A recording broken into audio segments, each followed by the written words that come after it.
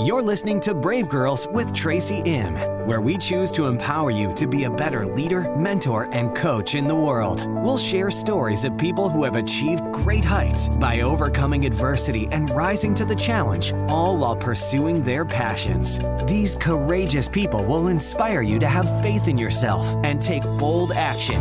Right here with the host of Brave Girls, Tracy M.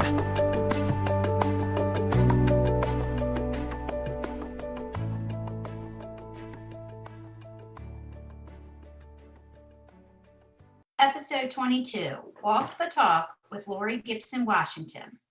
On this episode, I interview my coach and colleague and mastermind, Lori Gibson-Washington. She talks about being born and raised in Los Angeles in the 60s as the daughter of community activists and how that laid the foundation for her future in the corporate arena and as an entrepreneur. A graduate of Georgetown University, Lori spent time as a human resources professional at American Express before launching her own consulting and coaching business. We talk about what she's learned from her mentors about servant leadership and the importance of listening, especially as it relates to conflict resolution. We also talk about the platinum role and how that can help you in more ways than one. Lori and I chat about how to onboard feedback that may be difficult to hear and why self-care is so important when you're a leader. Lori, a classically trained soprano, shares the power of music in her life. I hope you find a gem or two in our conversation that will help you on your leadership journey. As always, go out there and let your brilliance shine. So welcome to Brave Girls with Tracy M. I'm so excited. Today we have Lori Gibson-Washington with us. She's the Common Communications Coach, and she also runs Gibson-Washington Consulting. Welcome to the show, Lori. Thank you, Tracy. It's so cool to be on the mic with you. Yeah, exactly. So Lori and I met through a mastermind group, and we got to spend some time in Tulum, Mexico together where we were in real life, and we've stayed in touch. And I really was excited when I decided to launch the podcast to be able to have Lori on the show. She's got an interesting background, and she's got some unique talents that she's putting out into the world. So let's go back to the very beginning, Lori. So you grew up in LA. I've never met anybody that grows up in LA. So tell me about what it was like to grow up in LA. Not only grow up, but born and raised. So it was a very interesting time because it was during the 60s, and my parents were very politically and community active. And so I grew up during a time when I was told, and all of my friends were told, we had a responsibility to our community, and we had a responsibility to make the world better than the way we found it. That's really interesting. Yeah, I know in talking to you, it was just so interesting to meet somebody who, it's sort of like I've read about these influential, civil rights activists and leaders in the world, but to actually know somebody who, like, you were like in the thick of it, like they were like the people you went to church with, the people that were your neighbors. And so clearly that had to shape some of your aspirations. I mean, the fact that you went to Georgetown, like, wow, like that's amazing. Started out pre-med, went into econ. So talk about what that was like to go from LA and get into a really, prestigious university in DC. What was that like? It was very heady. I mean, it was one of those where I really hadn't heard of Georgetown before applying there. And I actually applied to 6 schools all out of the state of California because I didn't want to be in California anymore. I wanted to have a different experience. And so what I thought was hilarious is the only college on the West that I applied to was the University of Hawaii, and they didn't accept me. Where Columbia did, Johns Hopkins did, Duke did.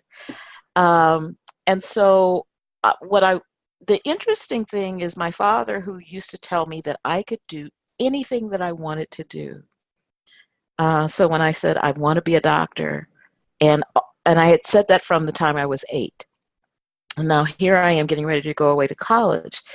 And then I told him I wanted to be a psychiatrist. And he said, as a Black female, you will not get any work as a psychiatrist. I bet you'll get work as a psychiatric nurse, so apply to nursing schools. So I did that. Georgetown accepted me. And when I got the acceptance letter, I burst into tears. And my mother said, "What's wrong with you?" I said, "I don't want to be a nurse. I want to be a doctor." So she said, "Well, be a doctor. Write them and tell them that you are changing your major." I went, "Oh, okay." So I wrote them and told them I was changing my major. I wrote them and told them I didn't want to live in a triple. I wanted a single room. And I got all of those things. And so, as a matter of fact, when I got to campus, people were saying, "Oh, so you're the Lori that changed her major," and all this kind of stuff. So, I mean, that's also, my mother was a very strong influence of listening and then saying, "Well, why can't you do that?" And so that really did shape who I was then and who I am now. Yeah, that's good. I mean, I think it's good that you said, this is what I want. You kind of put a stake in the ground. You weren't willing to make that compromise. And, how scary was it? I can't even imagine flying across the country and going to college so far away, knowing that you probably couldn't go home every other weekend. It was sort of like you would go home at Christmas, right? Yeah. There. Yeah. And so, well, that's exciting. That's really exciting. And then I know that you spent some time in your corporate days at American Express, which is just a phenomenal brand. So talk a little bit about your days at American Express and some of the things that you learned there. I guess you were in HR. You remember? I was in HR, and then I went to learning and development. So I was hired as the HR manager for Southern California. And what I loved about it, it was that, like you said, significant brand, wonderful company. I came as Harvey Gallup. No, actually, Harvey Gallup had been just gotten in the job himself, and he was such a leader, and very much into diversity, and very much into saying there are things that I don't know, and so it means I need to listen. And then he handed the reins over to Ken Chenault, and I got a chance to meet Ken a few times. And what I was impressed by his leadership is he is a believer in servant leadership. And he not only believes it, but he walks the talk. And what I loved was when he got promoted, because he had been in the company for years, but when he became promoted, and it was about the same time I had gotten promoted, and had moved from Southern California to Northern California, and this time as the Western Region Director of Training, he brought in various levels of leaders and said, "If you were me, what would you do to improve this organization?" And there were 20 of us in the room, and he went around the room, he listened, he took notes, and then afterwards he said, "This is what I can work on now." So he had actually, not only taken the notes, but had organized the notes as he was taking them and said, "This is what I can do now. This is what we'll have to think about. This will never happen." And I use that even now in how I operate with my clients, how I used to operate as a leader, because what happened in that case, that's showing that people listen. And they'll tell you what it is that they're actually doing or not doing. So that's an interesting approach too, to say, this is what I can do now, this is what we've got to think about, and then being very clear about what's not going to happen, so that as he's gathered you in that room, you're not walking out with some false expectation. Well, we told him, why isn't it happening? Or knowing that it's not going to happen now, but we're going to continue the dialogue. And so many times I think that's the missing link, right? Is, well, first of all, if they're going to listen, if a leader is going to listen, right? Exactly. That's where you've got to start. And so that's phenomenal that you were able to work with somebody who did walk the talk and did believe in servant leadership. And because of that role modeling, that's great that now you're kind of doing that with your clients as you work with them and as you do team building, organizational development, any kind of leadership development, management training, diversity and inclusion.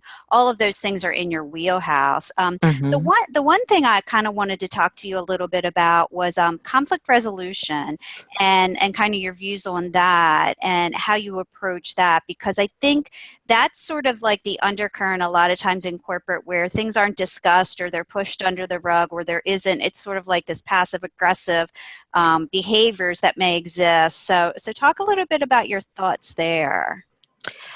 Well, with that, I use the platinum rule as my foundation. So, with the golden rule, and sometimes I forget what the golden rule is, do unto others as you would do,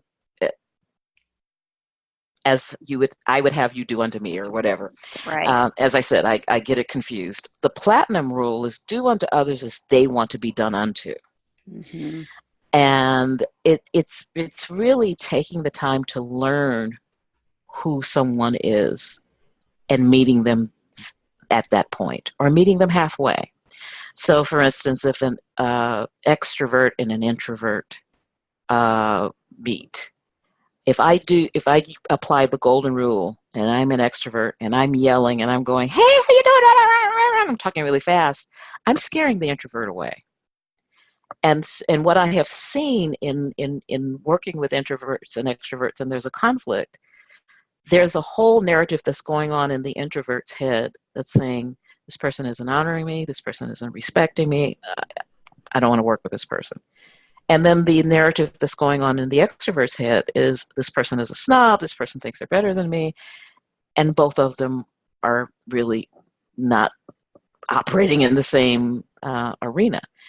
And when I've gotten through to groups, and I would say that I've had a 99.9999% success rate, it's amazing how they go, wow, I guess if I had just listened, or if I had just asked the question.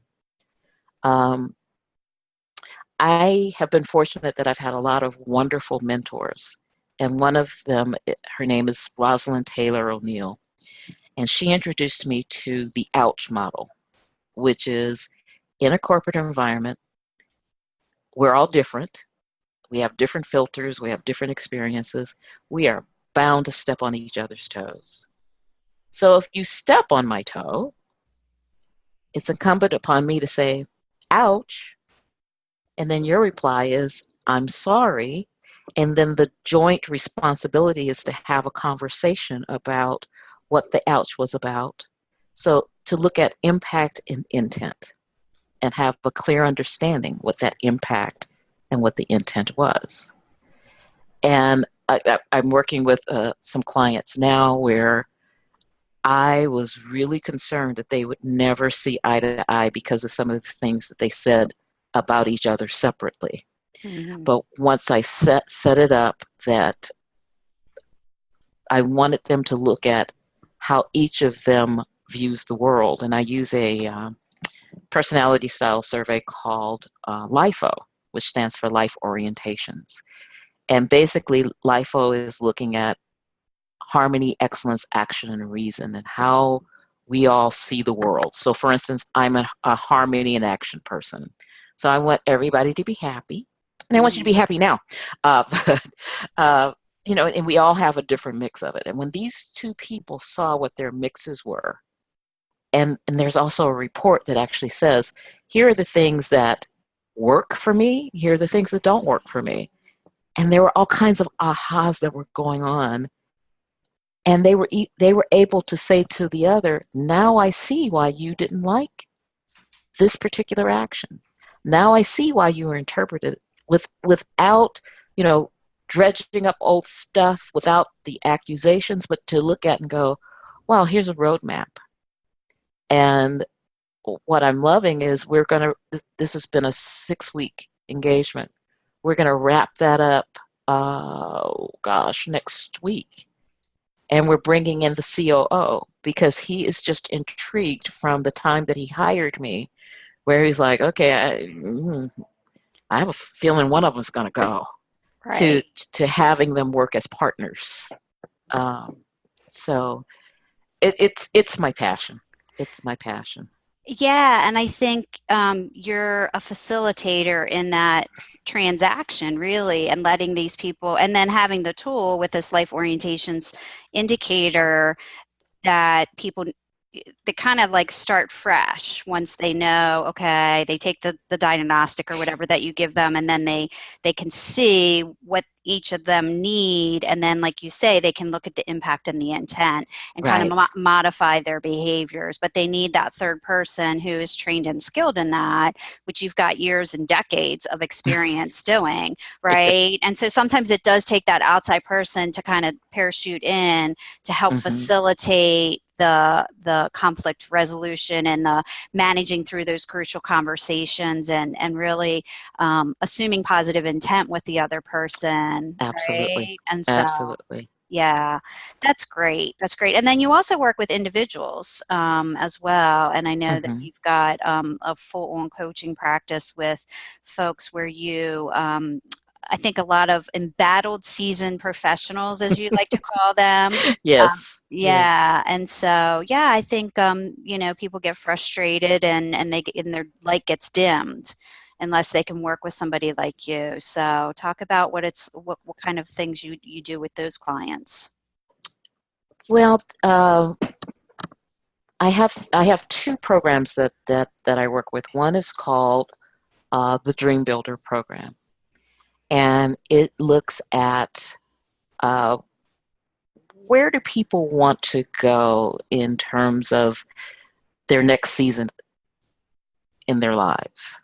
So, to take it from the stance of this is a whole new life, and going back to the embittered and embattled, it's one of those where corporate America has its perks. I mean, it has its wonderful perks.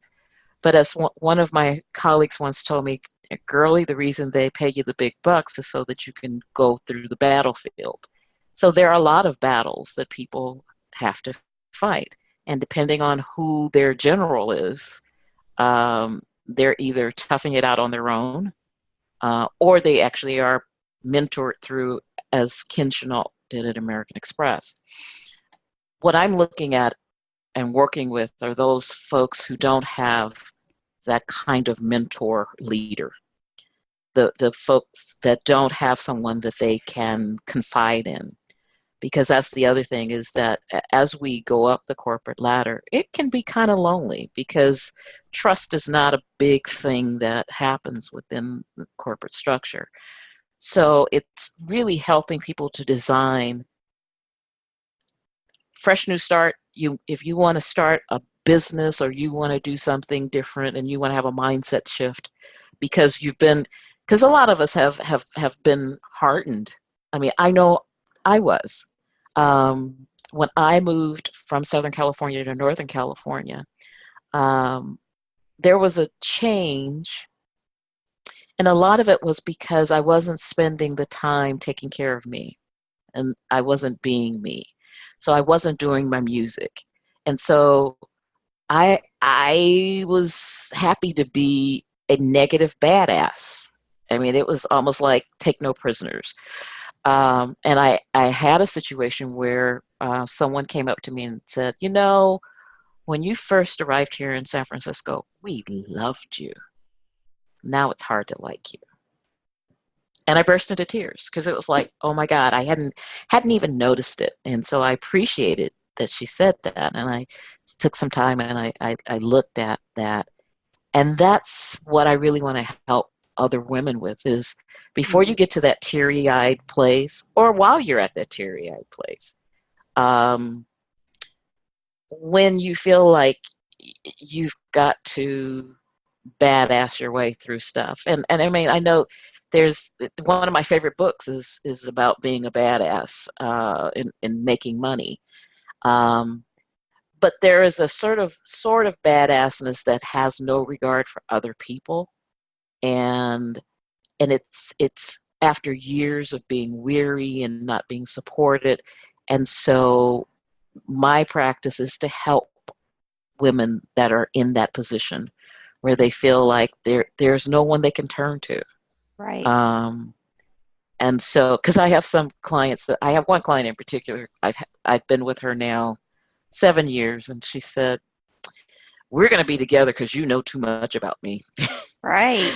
Right. And But you're that mentor and coach and confidant who can hold space for them, right, and they can show up as their best possible self when they do have to show up at work, and exactly. there's nobody there that they can trust, and there's nobody there that's watching their back or mentoring them or coaching them, or not even a positive role model in leadership. And Hmm. so they th- there's definitely a market for that. And I think there's also a market for when people are trying to figure out their next season of life, Right, right. and people are going through transition. I think that in the coaching work that I've done, that's been a big part of it. Someone will come to me for one thing, and then we'll end up working on something completely different, but it becomes very apparent that that's the most important thing that they need to do, or the Exactly. shift that they need to make in order for all the other domains of their life to shift. And Absolutely. it's getting clarity on that, and then having the confidence to make those shifts and those changes. So that's great, Lori. And we'll put all this information in the show notes as well.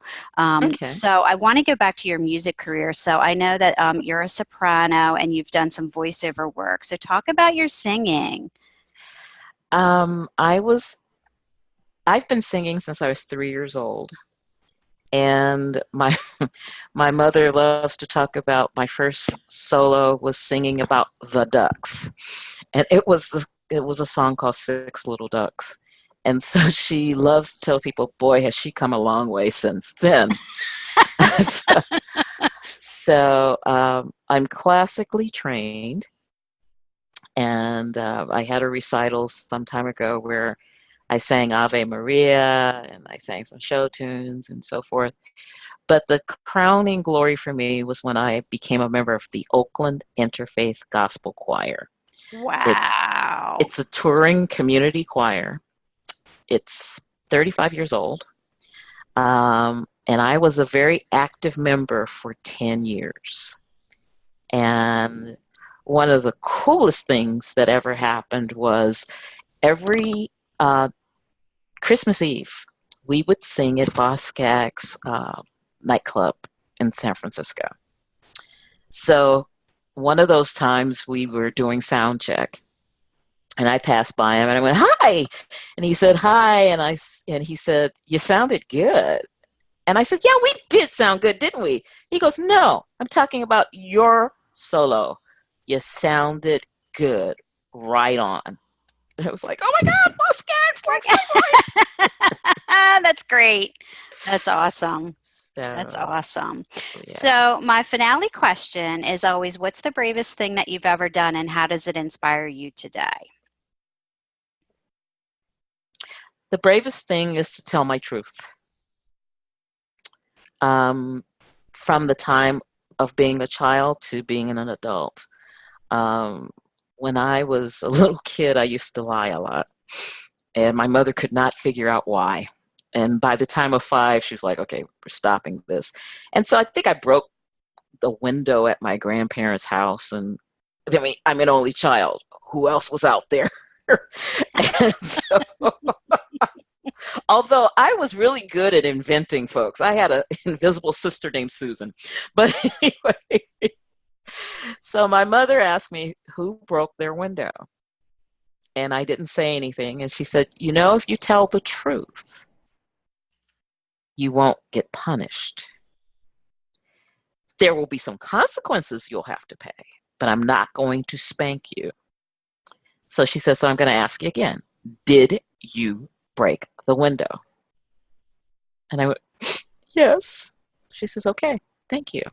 I appreciate that. And the other thing is I had glass all over me because it was one of those windows you pulled down and I didn't pay attention and I pulled it down over my head and had glass all over me. It's like, okay, you were caught. How can you say you didn't? So that was, for me, that was brave because it has informed me all along. So if there's something that I have done, if I've stepped on somebody's toes and they've said, ouch, there is that feeling or desire to go, no, I didn't do that. Well, that wasn't my intention. And it's like, no, you know better. So don't even go there. and to say, okay, yeah, I said it. And I'll give you one last example. And this was at American Express. I had a client that I was supposed to work with, and he would not call me back. And I mean, I tried for about 30 days or so. And then I went to my boss and I said, for whatever reason, he's not calling me. I don't know what his problem is. And then I started denigrating him. And I started, the things that I said to him about him. So she went back and repeated verbatim to his boss. Well, the boss went back and repeated verbatim, and I got a phone call. And so he said, "Did you say blah, blah, blah, blah, blah, blah?" And he listed all the things I had said, and I took a deep breath and I said, "Yes, I did." He said, "What?" I said, "Yes, I did. I said it out of frustration because I wasn't hearing from you." I said, "So I'll make a pact with you if you make a pact with me. Let's start over. Let's be in contact with each other. And if we're angry with each other, let's tell each other and not other people." And we were on the phone, but later he told me he looked at the receiver like, "Who is this?" This man is still my friend, though so many years later, because he said, you didn't have any pretense. You acknowledged that you could have done it differently. And so I had nothing but respect for you. And so for me, that's, at the time, I didn't think it was brave, but that I see so many people acting in passive aggressive ways and passive ways and not just being assertive and coming out and saying, okay, I made a mistake. Right. I think there's nothing wrong with saying, I made a mistake. And then to talk about how are we going to make it right? How are we going to make it different so it works for both of us? Yeah, I think that's sage advice. And I like how you acknowledged, but then you both agreed to start over. Mm-hmm. That's awesome. And then you got off to a different start. Right. And didn't let that deteriorate the relationship. You were actually able to say, okay, yep, like truce, let's move forward. He acknowledged, I'm sure he realized that if he wasn't calling you back for 30 days, that you would be frustrated. Right. He had a part to play in that as well. So good for you. That's really good. That's really, really good.